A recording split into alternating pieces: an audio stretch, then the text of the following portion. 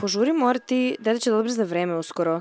Stvarno bi trebalo čistiš od ozgo na dole. Znam kako da usisava mamu i tatu, Summer. Radio sam to 6 mjeseci. Onda si to pogrešno radio 6 mjeseci. O moj Bože, jel to buđ? Nisam ja kriv što smo ih zaledili na vlažan dan. Zasrao si previše puta, čoveče. Da li si ikad uplašiš da će Dedrik mene uzeti za pomoćnika? Šta?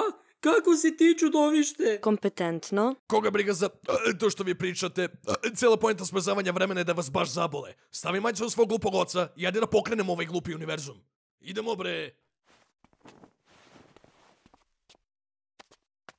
Dobro, slušajte vas dvoje. Zamrzli smo vremena poprilično dugo, pa kad ga odmrznem, vreme sveta će biti u redu, ali naše vreme će morati malo da se, znate, stabilizuje. Naše vreme će biti nestabilno? Šta to uopšte znači? To znači da oladiš i da ne budeš pičkica, Morty. Mislio sam da si to naučio do sad. To također znači da ne dirate roditelji, ćemo se rasuti u 3 pičke materine. Čekaj bre, šta? Oj, Samile!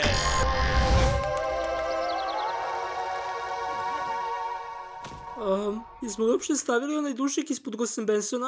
Morty, Kažem... Čekaj, šta? Zar je kuća...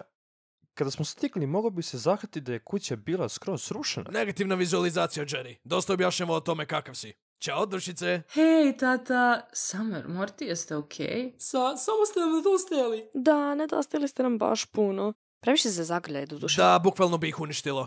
Pazite, što vas dvoje ne odite i uzmete džaba sladoled? Idite i kupite neki sladoled. Evo vam 500 dinara u kešu baš ovde. Samo ću da ih stavim na pod i šutiti ka vama.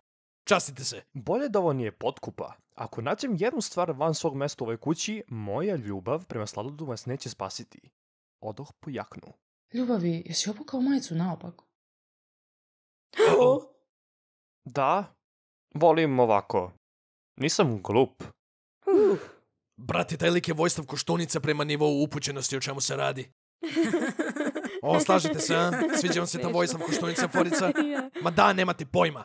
Stvarno jeste deca vašeg oca. Edukujte se malo, ne budite ovce.